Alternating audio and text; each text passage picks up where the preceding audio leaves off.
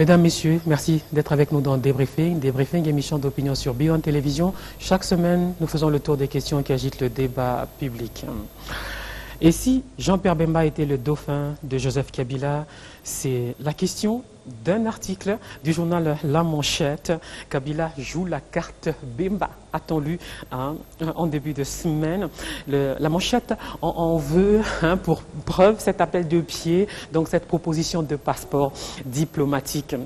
Est-ce que Joseph Kabila va déposer sa candidature à la présidentielle? À cette question, il a toujours répondu qu'il respecterait la Constitution, mais dans son camp, il y a certains de ses partisans qui estiment qu'il peut se représenter. On va en parler dans cette émission. Et puis il y a le déchel, Olengankoy, Chibala, complicité affichée ou ambiance crispée lors de leur dernière rencontre pour faire oublier les dissensions. De toute façon, une tripartite gouvernement Seni-Sensa se tient à partir de ce jeudi, sauf imprévu. Quelle chance pour le binôme Félix Tshisekedi, Moïse Katumbi qui a annoncé, je cite, entre le 24 juillet et le 8 août, je serai à Kinshasa pour mon relais. Et cette lettre ouverte d'un groupe de députés et de sénateurs au président Kabila pour, je cite, dénoncer un acharnement judiciaire contre Katumbi. L'AMP n'a pas tardé de réagir. Je suis avec Jean-Marie Kassamba, patron de Télé 50, une chaîne de télévision proche du pouvoir, président de l'UNPC, l'Union nationale de la presse du Congo, ville de Kinshasa. Jean-Marie Kassamba, bonsoir. Bonsoir, Mamina Massenko. Je voudrais qu'on commence par deux clashs de deux leaders politiques contre Télé 50. Un tweet de Félix Tshisekedi, je le cite, « La télé mensonge a encore distillé son venin. Je tiens à dénoncer cette manipulation en réaffirmant mon rejet absolu de la machine à voter. Cette chaîne totalement dépourvue de déontologie journalistique est une véritable menace de la démocratie. Rira bien qui rira. » Vous aviez réagi comment? Non, je pense qu'il avait totalement tort de réagir ainsi parce que quelques jours après, Thilo Kouebo, qui lui est de la majorité présidentielle, a tweeté également, plutôt écrit un message sur son Facebook et en même temps WhatsApp pour dire « Oui, je suis mécontent de la manière dont j'ai vu les réactions des députés contre moi, les députés de son parti contre moi sur Télé 50. » Quelques mois auparavant, André Kimbuta, qui est le gouverneur de la ville de Kinshasa, s'est également plaint de la manière dont Télé 50 est en train de les secouer un tout petit peu sur la propriété de Kinshasa. C'est cela la liberté, c'est cela l'objectivité, c'est cela la déontologie professionnelle de Télé 50, qui aujourd'hui est la chaîne d'information en continu dans cette partie de l'Afrique centrale. Télé 50 aujourd'hui, c'est 300 personnes qui travaillent matin, midi, soir, qui couvrent l'ensemble de l'actualité. Et je suis fier de faire cette gestion. Les confrères de Kinshasa viennent de nous reconnaître à ces sujets. Je les remercie par rapport à cela. Mais Félix Tshisekedi... Comment en est-on arrivé à dire qu'il a dit oui à la machine à voter, chose qu'il a contestée? D'abord parce qu'il faut que les gens comprennent que leurs réactions ou leurs actions doivent être comprises par les gens qui comprennent des choses. Nous comprenons ceci. Si vous n'êtes pas pour le processus électoral, vous n'envoyez pas des mandataires à la CENI. Vous ne pouvez pas dire que vous allez participer, comme c'est le cas des Kabondes, qui étaient des passages, notamment à l'intérieur du pays, en Bujumaï, principalement.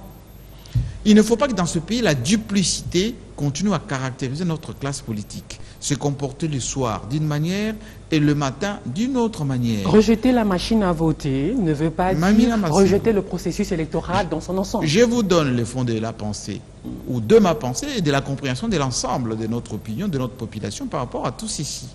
Les gens ne sont pas pour les élections. Certaines personnes ne sont pas pour les élections. Et ils s'agitent, ces gens, pour pouvoir bloquer les processus électoraux, aller aux négociations, trouver des postes et peut-être se faire une santé financière en vue des élections dans 2-3 ans. Rappelez-vous de cette affaire de transition sans Kabila. C'est dans ce sens-là.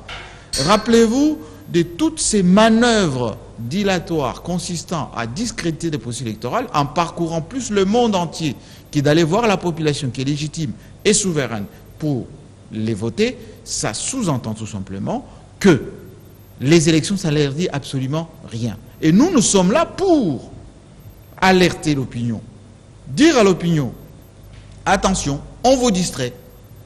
On ne peut pas vous dire, nous allons aux élections, en même temps, on crée les dilatoires pour que les élections ne se tiennent pas. Je vais vous donner un exemple très simple, Mamina Massengo. Si aujourd'hui, on met la machine à voter de côté, on met les fichiers électoraux en ce moment, qui a été d'ailleurs dit par l'OIF comme étant inclusif, représentatif, etc., de côté, ça va nécessiter un autre process qui va demander 2 mois et même des années pour contenter les autres. C'est ce qu'ils cherchent.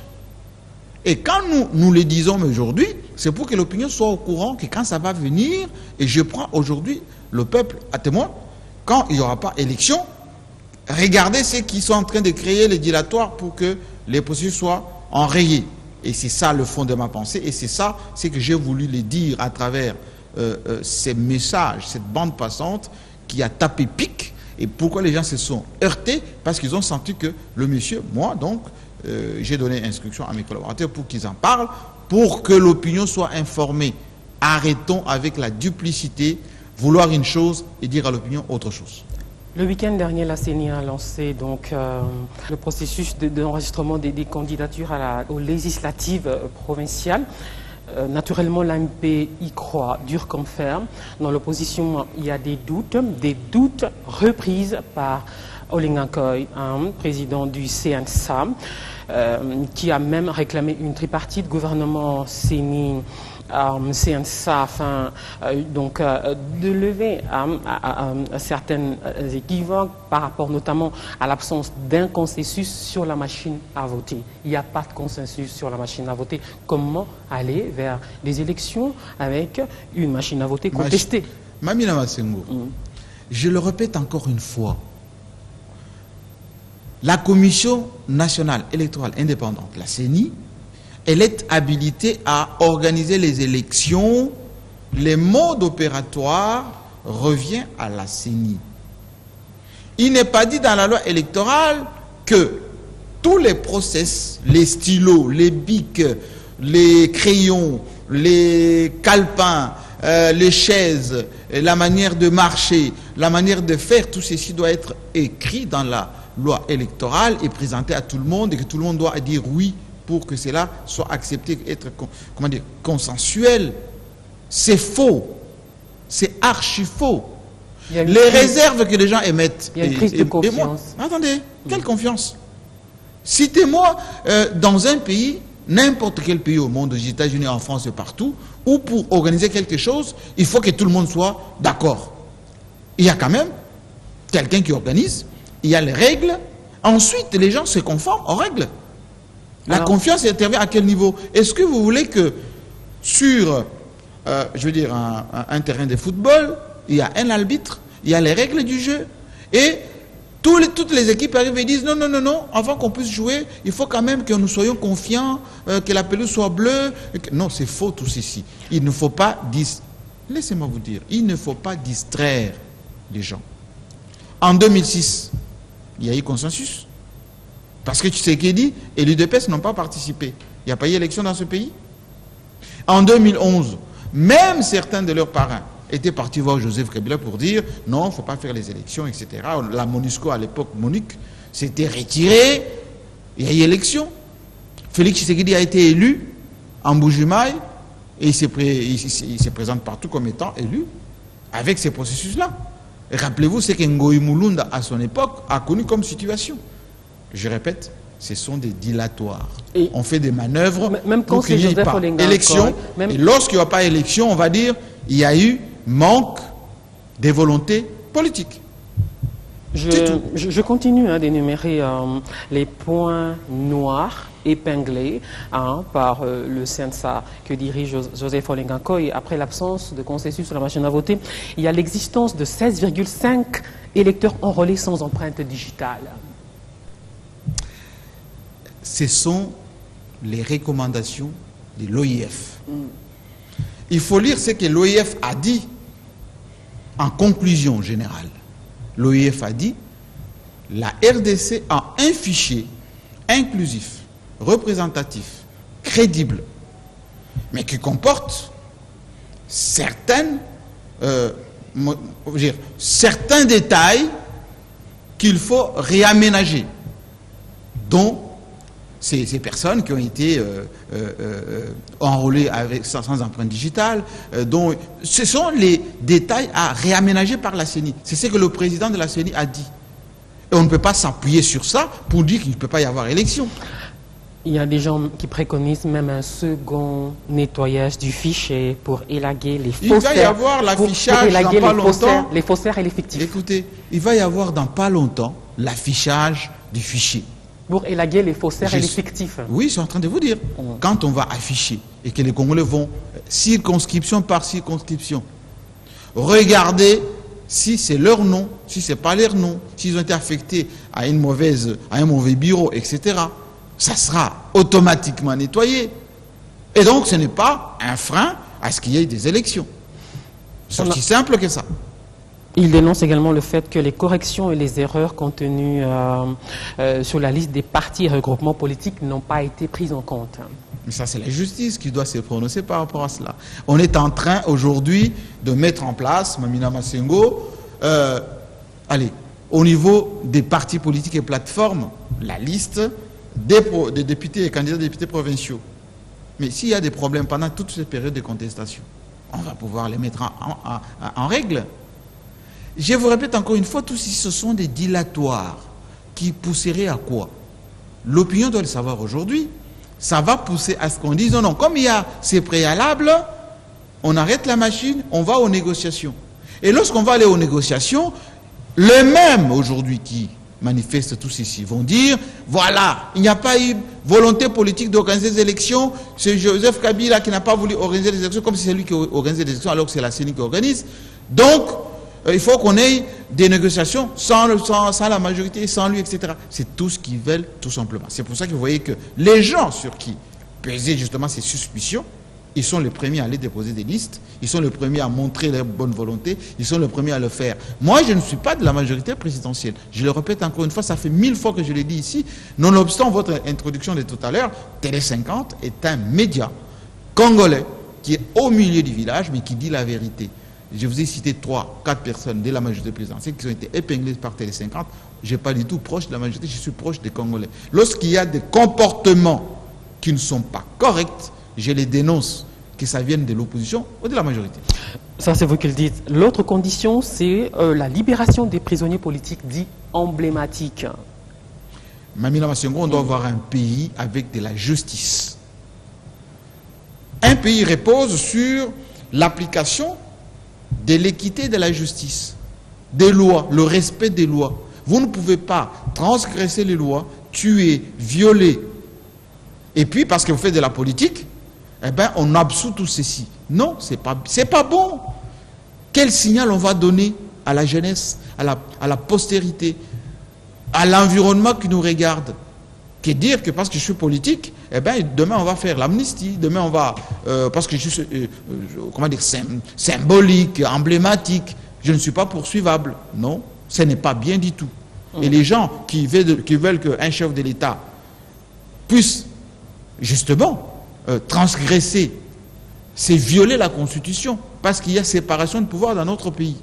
Si vous êtes élu, vous êtes législateur, et vous poussez celui qui est là pour garantir l'indépendance de la justice, pour qu'il puisse intervenir, c'est que vous ne savez pas pourquoi vous avez été élu. Puisqu'on parle de justice, cette lettre ouverte au président Kabila, signée par des députés et des sénateurs qui dénoncent ce qu'ils appellent acharnement judiciaire contre Moïse Katumbi. Ça a été fait à la veille du 27 juin, c'est le 27 juin, donc aujourd'hui qui sera rendu le verdict par la Cour de cassation dans l'affaire des mercenaires. Et normalement, selon eux, Moïse Katumbi ne pouvait être jugé que par le tribunal de grande instance de Lubumbashi et pas par la Cour suprême. Bon, ce sont encore une fois des comportements qui méritent on va dire, une analyse on ne peut plus aléatoire.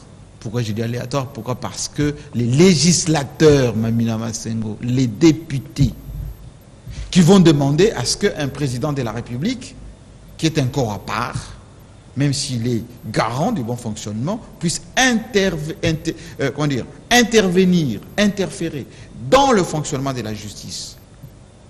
C'est un crime de lèse-majesté. C'est une violation flagrante de la Constitution. C'est comme si vous demandez à un chef de l'État de casser une décision judiciaire. De quelle république on veut se donner dans ce pays? Même s'il y a eu des billets de banque ou je ne sais pas moi des gens une lettre lui adressée à lui en tant que mais ils ont été répondus par leurs propres collègues. À lui, le garant de la nation. Oui, mais oui, garant de la nation ne veut pas dire ne pas respecter la Constitution. Je veux dire, ils ont été répondus par leurs propres collègues, comment dire, de la majorité, sénateurs, députés, etc. C'est tout à fait normal, c'est dans leur fonctionnement. Mais il ne faut pas qu'on puisse faire passer dans l'opinion des choses qui ne sont pas acceptables. Alors, Moïse Katumbi qui a annoncé qu'entre le 24 juillet et le 8 août, il sera à Kinshasa pour s'enrôler. Alors, à la suite de ça, il y a eu des tweets dans tous les sens. Celui qui a retenu mon attention, c'est celui-ci. Ça fait 5 fois que Moïse Katumbi repousse la date de son retour. Naturellement, ça vous fait rire. Oui, c'est un peu anecdotique, un peu... Ça fait rire un peu. Ça fait autant de fois, autant de tentatives. Mais bon, moi, je pense qu'il a tout à fait droit de revenir, mais répondre à la justice. Parce que quand il est parti, il avait demandé l'autorisation à la justice de partir. Il peut facilement revenir également et puis répondre à la procédure qui est en cours. Mais je ne pense pas que ça sera suivi des faits, parce qu'il y a eu beaucoup d'annonces comme ça. Les 100 000 tonnes de maïs ou de foufou, des hélicoptères, des 100 milliards de budget et tout ça, ça ne fait pas sérieux. Moi, je pense qu'il faut dans notre pays qu'on ait quand même des leaders, s'il y a des leaders effectivement, qui puissent asseoir leur démarche sur des réflexions qui tiennent la route. Des réflexions. Nous avons beaucoup d'intellectuels dans notre pays. De toute façon, quand il annonce ça, le ministre de la Justice a déjà dit qu'il sera arrêté. J'ai dit ceci, Mamina Massengo. On prend ça un peu pour rire comme ça, mais nous avons, depuis 1960, formé beaucoup de cadres. Nous avons des gens qui ont écrit, qui savent comment on peut gérer ce pays d'une manière intellectuelle, d'une manière, on va dire, plus intelligente. Ce n'est pas s'accrocher à ce genre de réflexion, c'est pas intéressant. Moi, c'est pas ce Congo-là dont je rêve. Je rêve d'autre chose. Alexis Tambouemba, le ministre de la Justice, a déjà dit qu'on l'arrêtera dès qu'il mettra ses pieds. Mais c'est pas qu'on l'arrêtera parce que les gens veulent l'arrêter ou la justice. Pour le juger. Pour le juger. Oui, mais oui, il y a une procédure. Il y a une procédure. Il est présumé innocent encore. Il n'a pas comparu. Okay. Alors, on sait également que le PGR a ouvert une information judiciaire suite à l'incident de Zaventem. Et on rapproche d'avoir eu je vais vous donner les fonds de ma pensée, Mamina Massengo. Moïse Katumbi est victime. Pour le problème de faux passeports il est victime d'une cause, peut-être qu'il ne maîtrise pas.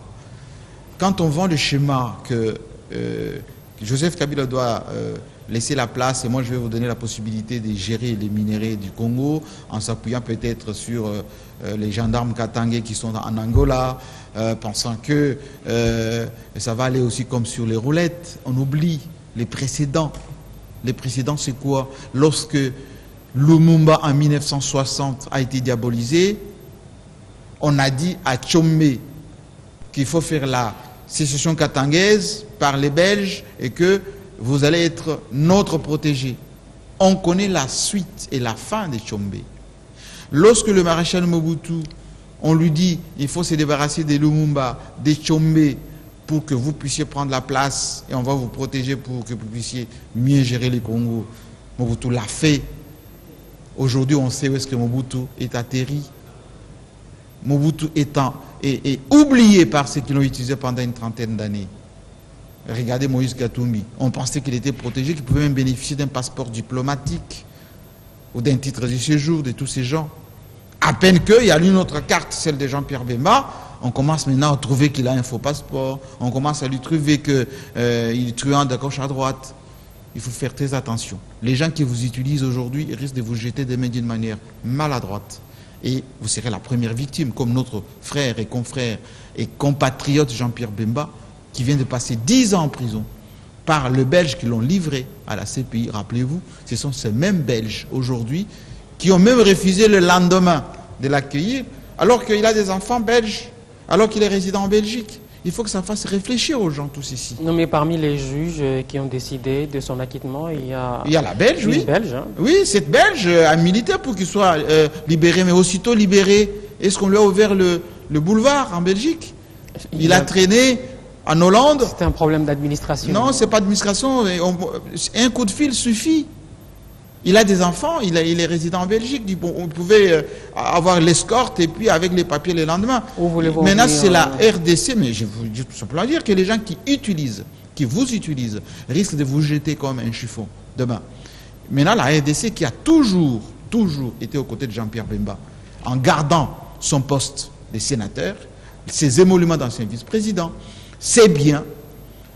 Aujourd'hui, c'est la RDC qui va octroyer le passeport diplomatique au sénateur Jean-Pierre Bemba pour qu'il puisse revenir chez lui. Tout ceci démontre à suffisance que tous les procès qui ont été faits par rapport à son arrestation est aujourd'hui dévoilé. Les gens qui l'ont arrêté, c'est eux qui l'ont aujourd'hui libéré parce qu'ils ont d'autres agendas. Il faut que notre compatriote fasse très attention parce qu'en sortant maintenant, si on veut encore le faire jouer notre rôle, il a sa vie, il a ses enfants, il a aussi un autre parcours. Il faut qu'il fasse très attention parce qu'on n'a qu'une seule vie sur cette terre. Il est plus facile d'octroyer un passeport diplomatique à Jean-Pierre Bemba qu'à Moïse Katumbi, semble-t-il. Oui, tout à fait, normal. Parce que Jean-Pierre Bemba, jusqu'à preuve du contraire, il a été, inquiété par la justice des autres, par la nôtre. Et donc, au Congo, il demeure sénateur, il demeure ancien vice-président. Et donc, à moins qu'il y ait une procédure latente, à moins qu'il ait des griefs qui n'ont jamais été signifiés, il est tout à fait libre de revenir chez lui, parce qu'il est parti, pas en fugitif, il est parti pour se faire soigner, parce qu'il avait un problème avec sa jambe. Il faut bien que des gens se rappellent de tout ça. Jean-Pierre Bemba ne sera pas poursuivi pour les violences de l'après-élection de 2006. Mais j'ai dit que jusqu'à preuve du contraire, il n'y a pas encore une procédure contre Jean-Pierre Bemba dans notre pays. Le ministre de la Justice l'a dit. Donc il faut écouter ce qu'ils disent là. Et celui qui a signé la lettre d'octroi du passeport, c'est le vice-premier ministre en charge des affaires étrangères. Et donc, voilà les autorités nationales qui reconnaissent à notre compatriote son droit de revenir dans son pays parce qu'il a été privé de sa famille, de son rôle au Sénat pendant plus de 10 ans aujourd'hui. Ça fait 2 poids, 2 mesures. Ce n'est pas 2 poids, 2 mesures, c'est la logique même de la vie. C'est la simple application de la loi. Des choix politiques? Non, pas choix politique. Si demain il y a des griefs contre Jean-Pierre Bemba, la justice fera son travail. Mais jusqu'à preuve du contraire, il a son poste au Sénat. Jusqu'à preuve du contraire, c'était un ancien vice-président qui bénéficie des émoluments comme les anciens premiers ministres, dont Étienne Tshisekedi, Adolphe Muzito et les autres, Madame Tamponio. Un ancien vice-président de la République, candidat malheureux à l'élection présidentielle de 2006, dont les hommes se sont fait la guerre. Ça, c'est la justice. Avec la garde présidentielle en plein Kinshasa. Oui, la garde présidentielle, c'était l'armée nationale. Et donc, ça, on laissera la justice d'apprécier. Pour le moment, comme vous savez, la justice, elle est lente, mais là, son rythme. Mais pour le moment, il n'y a pas de procédure. Donc, on attendra. Dieu seul sait hein, pourquoi on lui fait les yeux doux. C'est pour ça que mais qui fait les yeux doux? Je vous ai dit ça que les journaux se sont posés cette question. Et si Jean-Pierre Bemba était le dauphin de Joseph Kabila? Et pourquoi pas? C'est un Congolais. Aujourd'hui, Vital Kamerhe, il est bien dans l'opposition. Quand Jean-Pierre Bemba est parti, Vital Kamerhe était quoi? Il était secrétaire général du PPRD et en même temps président de l'Assemblée nationale, quelques mois plus tard. Kamitato, il est où aujourd'hui? Moïse Katumbi lui-même, quand Jean-Pierre Bemba est parti, il était quoi? La politique est dynamique. Et Jean-Pierre Bemba, c'est quelqu'un qui a participé à tous les mouvements politiques, tout ce qui se passe ici depuis qu'il était en prison. Rappelez-vous des concertations nationales, des accords, ou plutôt des discussions qui se sont passées au niveau de l'Union africaine, même des Saint-Sylvestre. Il a toujours mandaté ses collaborateurs, Babala, Bazaïba, etc. Et donc, pourquoi ne pas lui reconnaître un réalisme tout à fait constant dans la manière de voir la situation politique dans son pays et les rapports de force dans son pays. Alors, soit Joseph Kabila joue la carte Bemba, soit il va déposer sa candidature à la présidentielle le mois prochain. Oui. Qu'est-ce qui vous dérange? Vous, à titre personnel, qu'est-ce qui vous dérange? Au Congo, nous avons des textes, nous avons le peuple qui est souverain. Tout se déroule au niveau de la constitution de notre République démocratique du Congo. Tout se déroule autour du peuple qui est souverain. Tous les restes, et je vous l'ai dit, c'est la fois passée ici, et la fois d'avant aussi, tout réside sur la légitimité, la souveraineté du peuple. C'est ça le choix que nous nous sommes faits de notre démocratie. Maintenant, vous pouvez me parler, il y a eu dialogue, il y a eu Saint-Sylvestre, il y a eu... Tous ici, ce sont des conciliambules entre acteurs politiques. Mais un pays se gouverne avec des textes. Or, une constitution répond à un certain nombre d'articles. Elle est immuable, cette constitution, jusqu'à ce qu'elle est modifiable. Elle est même d'ailleurs, il y a même des mécanismes de modification des constitutions qui sont prévus. Mais lorsque vous ouvrez une constitution et que vous ne la fermez pas avec un référendum, par exemple, tout est tout à fait possible. Moi, je vais juste emprunter la démarche que beaucoup de gens aujourd'hui discutent un tout petit peu sur ce qu'a dit le juriste Mirindi. Oui, il faut approfondir cette réflexion. Par exemple, si quelqu'un a été élu avec un mandat à 2 tours, il vient encore être élu par un autre mandat à 1 tour, cette fois-ci un mode de scrutin à 1 tour, ce n'est pas la même constitution. On l'a ouverte, cette constitution, avec des modifications que nous connaissons, mais on ne l'a jamais fermée. Tous les meilleurs juristes avec lesquels je partageais à ce point, congolais tout comme étrangers, ils me disent ceci: il faut que les juristes congolais soient conséquents, honnêtes avec eux-mêmes, et tous les constitutionnalistes le plus sérieux le savent. La constitution qui a été appliquée en 2006 n'est pas la même en 2011. Mais tout dépendra des meilleurs spécialistes que nous avons, tout dépendra de ce que pense le peuple souverain, tout dépendra de ce que pensent les constitutionnalistes de notre pays. Et donc, je vous ai posé cette question avant: qu'est-ce qui vous dérange à titre personnel? Si vous n'avez pas de point de vue partisan, avec parfois une haine, on va dire, téméraire d'une personne, laissez les structures habilitées dire des choses dans les normes. Et donc Joseph Kabila, qui a toujours dit qu'il respectera la Constitution, le fera. Mais il respectera le peuple. Il respectera les structures qui sont habilitées à dire le droit. Voilà les choses simples, Mamina Massengo. Tous les restes, ça relève de la spéculation, ça relève de la haine, ça relève tout simplement de la méchanceté gratuite. Notre pays doit asseoir son fonctionnement sur des préceptes de justice, d'équité. Voilà ce que nous voulons dans ce pays. Pas transition sans Kabila qui ne repose sur rien. Ou pas de 3e mandat pour Joseph Kabila. Et si jamais il se représente, les autres à l'opposition considèrent ça comme un 3e mandat qui est anticonstitutionnel. Écoutez, je viens de le dire, Mamina Massengo. Je le dis en langage plus facile. Ça, c'est votre point de vue. Non, je vais le dire en langage plus facile. Un pays se gère avec une constitution. Une constitution prévoit en elle-même le mécanisme de sa modification.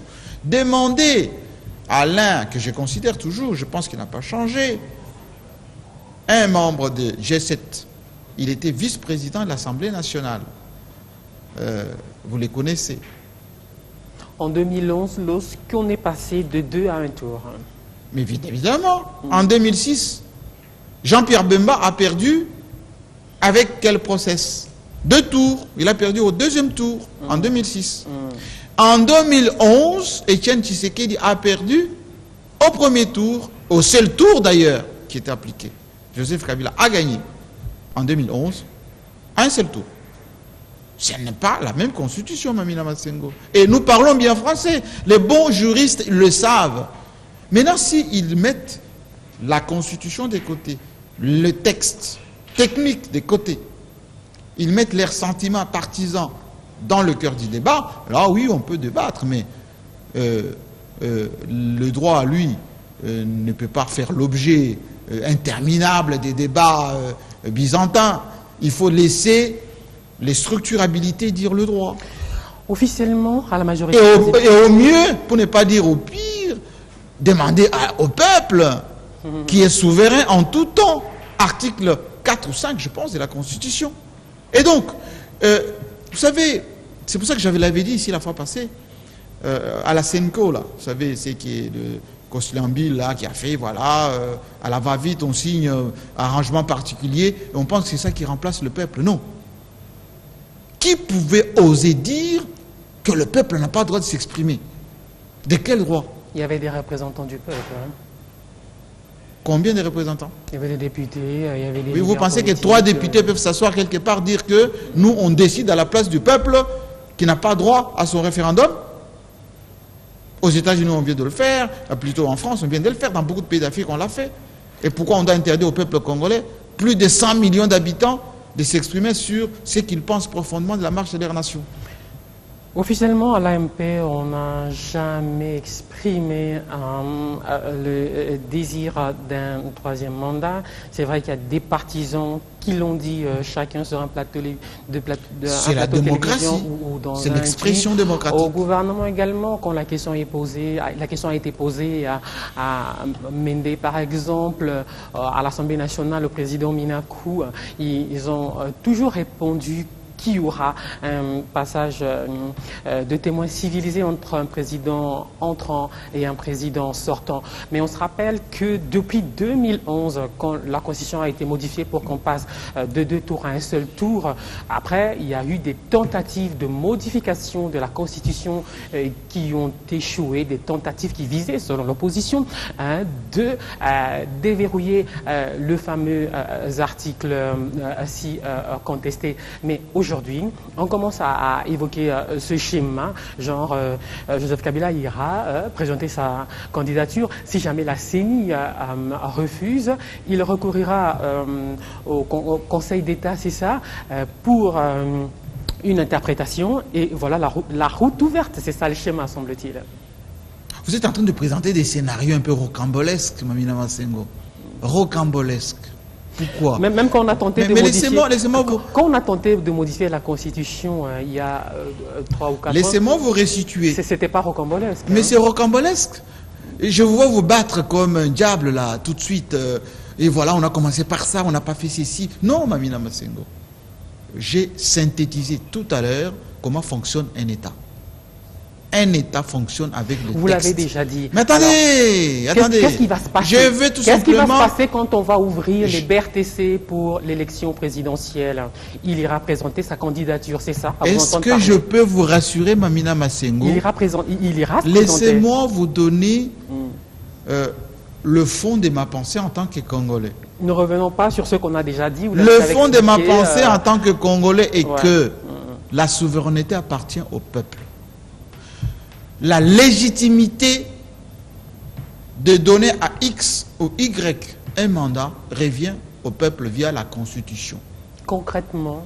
Concrètement veut dire Joseph Kabila. Est-ce que vous êtes d'accord qu'il se représente? Vous l'avez déjà Mais moi je suis Congolais. Expliqué, si vous demandez aux Congolais aujourd'hui, est-ce qu'ils ont les routes? Oui, ils ont les routes. Est-ce qu'ils ont des compagnies aériennes? Oui. Est-ce qu'ils ont la monnaie stable? Est-ce qu'ils ont une courbe depuis 2001? Est-ce qu'ils ont une armée? Je vais vous donner beaucoup d'exemples qui peuvent dire... Clair. Attendez. En clair, on va voir Joseph Kabila aller présenter sa candidature. Vous m'avez posé une question, laissez-moi répondre. Parce que les gens votent quelqu'un par rapport à quoi?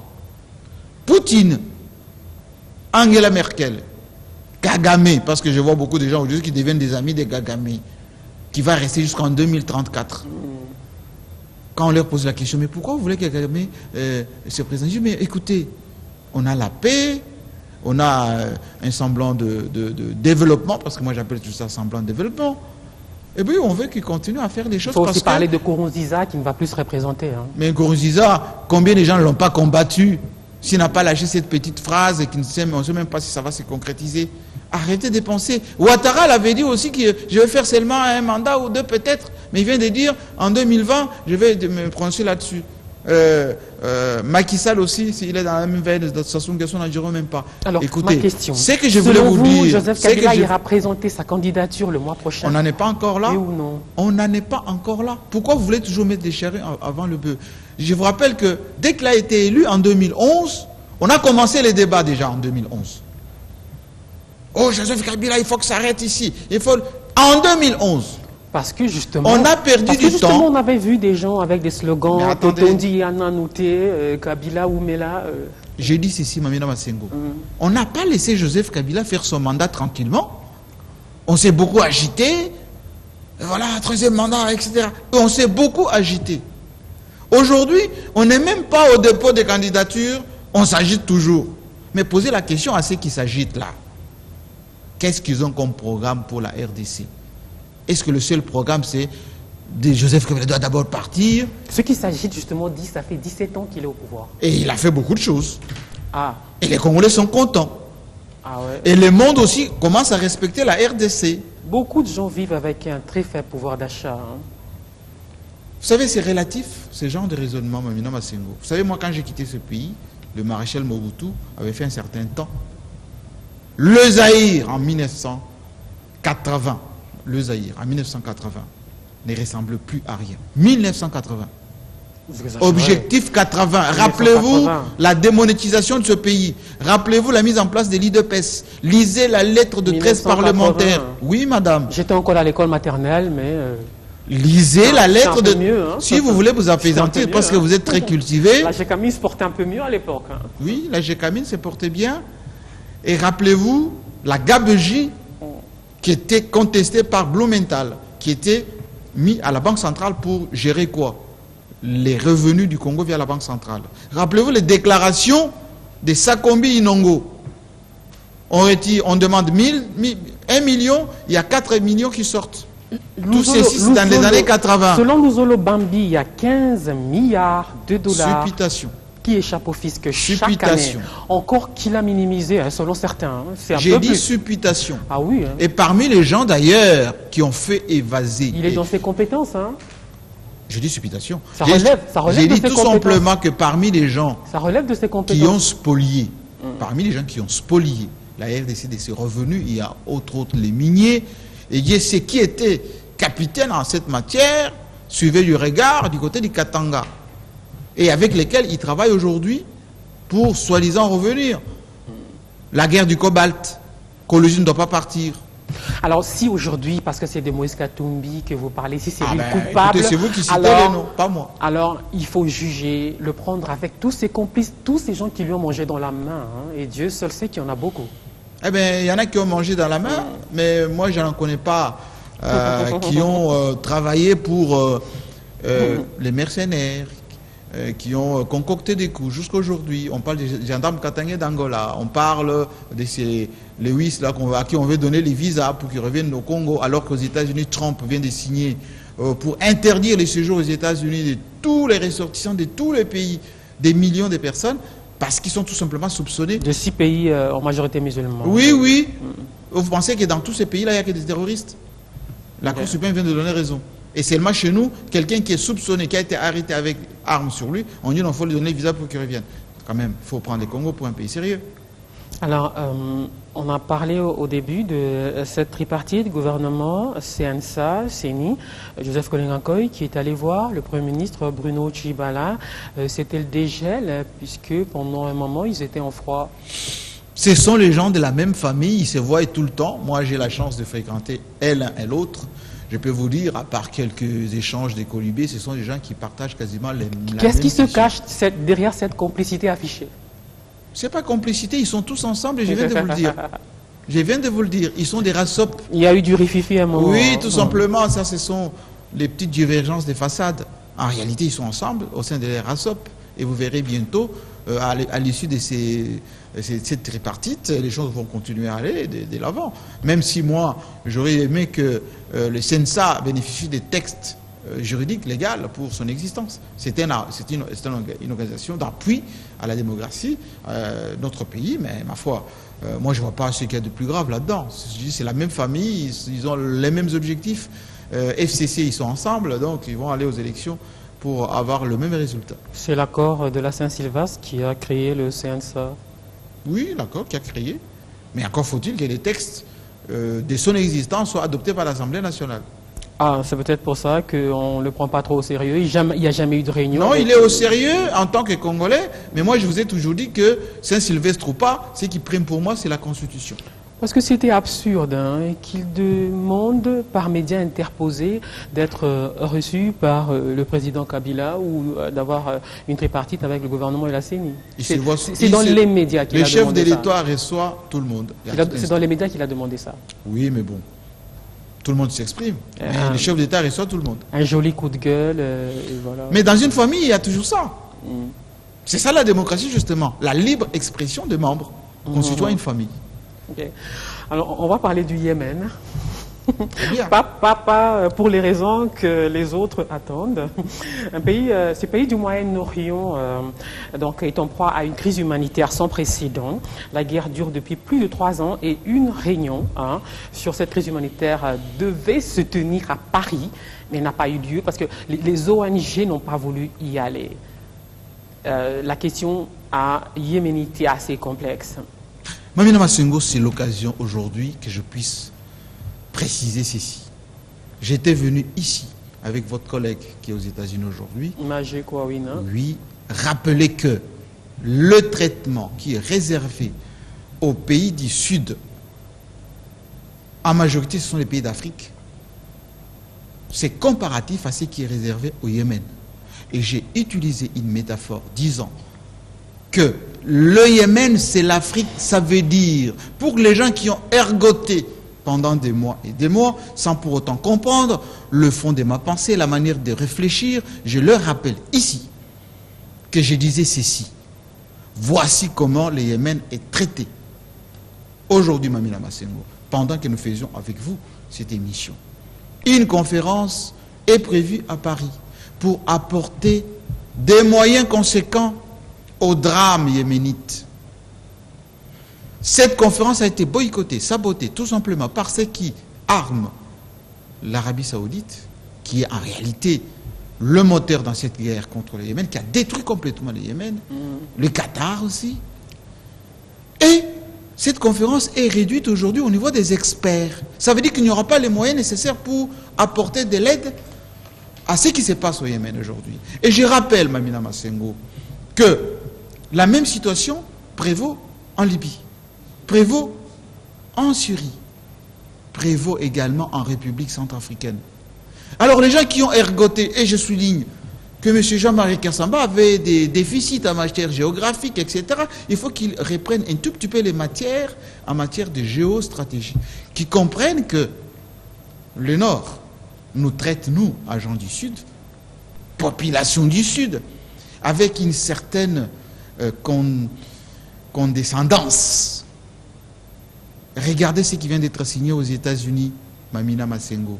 On interdit à beaucoup de pays, par Trump, l'actuel président, cautionné par la Cour suprême, de ne pas faire entrer sur le territoire américain des gens de CIA parce qu'ils sont tout simplement musulmans. Vous pensez que tous les pays doivent être constitués des terroristes? Regardez ce qui se passe aujourd'hui même pendant que nous faisons cette émission avec vous. L'Europe statue sur l'entrée des migrants. La crise des migrants. Oui, on les appelle migrants. Mais ce sont des êtres humains. Ce sont des êtres humains.